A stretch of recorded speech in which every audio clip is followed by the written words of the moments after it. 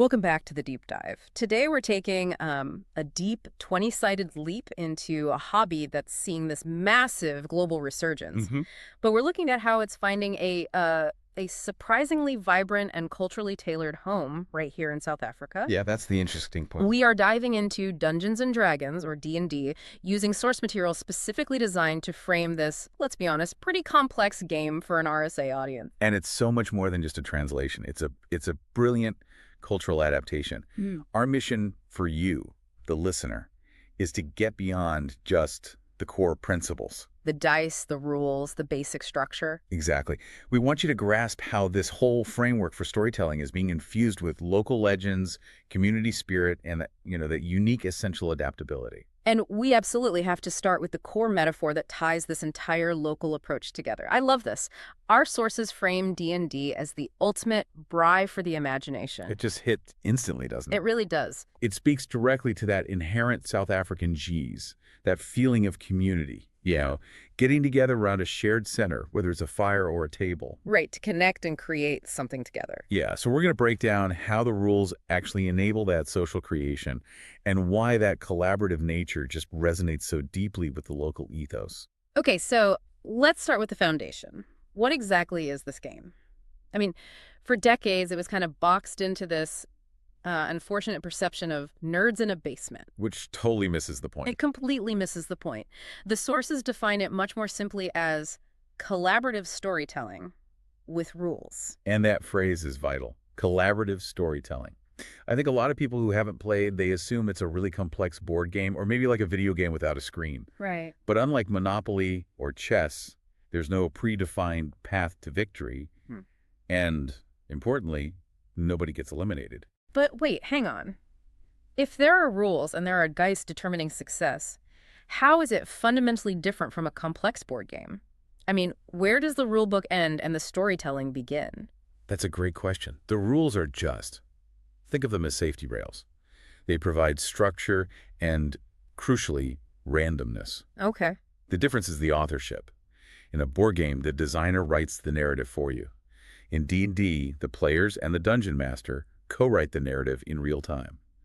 The focus is entirely on creating a shared, continuous epic. The sources liken it very effectively, I think, to sitting around a fire telling a seriously tall story. You start a tale about, say, trying to get your wallet back from a baboon. Right, and everyone else jumps in, adding layers of exaggeration. Exactly. But in D&D, if you want your character to try and retrieve that wallet, maybe by, leaping onto a roof to chase it, the dice intervene.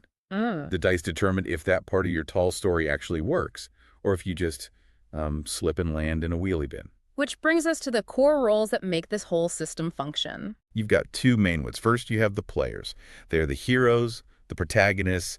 Their characters are their unique avatars in this world. They're the ones who decide, my character attempts to leap onto the roof. And then there's the critical guide, the person holding it all together, the dungeon master or DM. The DM is everything else. Yeah. They are the narrator, the world builder, the referee of the rules, and the entire supporting cast. So they play all the non-player characters, the NPCs. All of them. And the antagonists, what the sources humorously call the babies. The DM presents a scenario, the players react, the dice are rolled, and the story just unfolds organically. Often in directions nobody, not even the DM, anticipated. So the key takeaway here is that the goal isn't to, clear a board or be the last player standing. Not at all. The goal is the journey itself and the memorable narrative you all create together. The sources have this wonderful illustration of this. Yeah. If your character attempts to steal a sacred jewel, but gets chased out of the temple by a dragon, loses the jewel, and loses their boots in the process, that is still considered a great story. Why? Because it's dramatic. Because it's dramatic, it's memorable, and it has immediate consequences that shape the next chapter of the story. Yeah. The experience is the reward. Boots or no boots. Right. It's not a failure, it's a plot twist. Precisely. Okay, that really solidifies the foundation. Now we have to address the barrier that I think stops a lot of curious listeners from even trying it. The mechanics. How does the magic actually work? You mentioned the D20, the 20-sided die. Yes, the D20. It's the beating heart of the game. And you really don't need calculus. You just need to know how to add two numbers together. That's a relief. This die is rolled whenever a player attempts a significant action where the outcome's uncertain and failure has consequences. So Trying to sweet-talk a stubborn guard. D20 roll. Trying to kick down a very heavy stuck door. D20 Exactly. So you roll this many-sided die. How does that translate into success or failure? You have this great formula in sources. Roll plus your skill versus difficulty. Let's break down your skill. Where does that number come from? That number comes from your character sheet. And we can think of that as your character's ID book for the game world. Okay. When you create a character, you assign score statistics to core attributes like strength or dexterity or charisma. If your character has high charisma, they get a bonus, a modifier, added to their roll when they try to sweet-talk that guard. Okay, let's run a quick scenario to make it concrete. Let's say I'm playing that smooth-talking rogue we'll talk about later. I try to convince a city guard to let me pass a checkpoint. The DM says this is moderately tricky, a difficulty of 15. Okay. And my rogue has a fantastic charisma modifier of +4. Right. So now you roll the d20. Let's say you roll an 11. Okay. You add your skill modifier, 11 plus 4 equals 15. Yeah. You met the difficulty. The guard is convinced, maybe distracted by your witty compliment, and lets you pass. But if I had rolled a 10, my total would be 14. And you would have failed. The guard would remain suspicious. Maybe he'd ask for your papers. That makes perfect sense. The sheet defines your innate talent, and the die introduces the element of pure chance, the risk inherent in any dramatic action. And that brings us to the difficulty side of that equation. The difficulty number is set by the DM, and it just reflects the challenge. The sources use a great analogy. Imagine navigating a serious pothole on a dirt road. A very relatable analogy. Right. That pothole's the challenge. If it's a small, manageable hole, the difficulty is low. But if it's a crater that could swallow a small car, the difficulty number is high, and you need a much higher combined roll and skill to succeed. So the ID book defines what you can do, and the D20 roll determines if you actually do it right now. That's it, exactly. That sheet defines your capabilities, your limitations, and also details your gear, the tools you have in your backpack to improvise when the dice inevitably fail you. Now we get to the part of this deep dive that I think really showcases the value of the source material. The local flavor. This is D&D in the RSA context. How do we take this universal framework and infuse it with local culture to make it deeply resonant? The first step is maybe the simplest.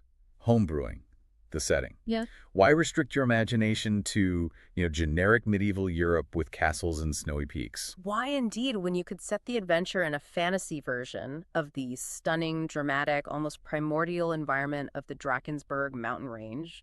That just changes the whole tone. Completely. It creates an atmosphere of survival, ancient secrets, and remote, isolated communities.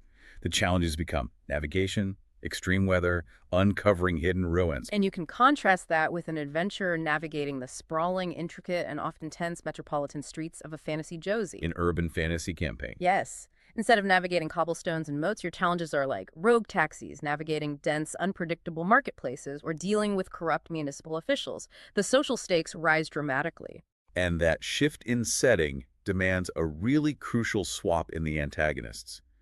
Instead of standard European fare like goblins or generic trolls, the party should encounter creatures that carry real, cultural, and psychological weight from local folklore. We're talking about replacing the predictable with the genuinely terrifying.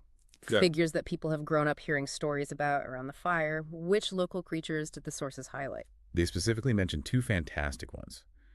The mischievous and deeply unsettling Tokolosh, Okay. and the massive, legendary serpent, the Grootslang. And what makes those two particular monsters such compelling D&D adversaries? What's the difference? Well, they offer fundamentally different types of conflict. The Tokolosh, it's often a small, hairy figure. It isn't necessarily a massive physical threat, Right. but it's a source of immense psychological fear and chaos.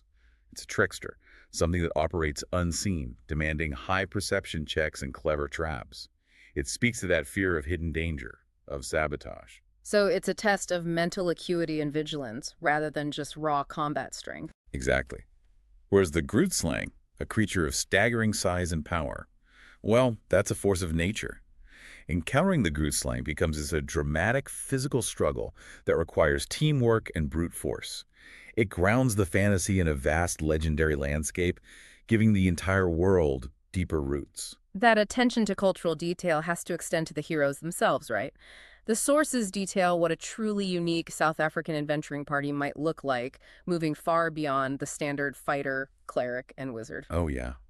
The archetypes listed are just perfect examples of fusing the mechanics with the local reality.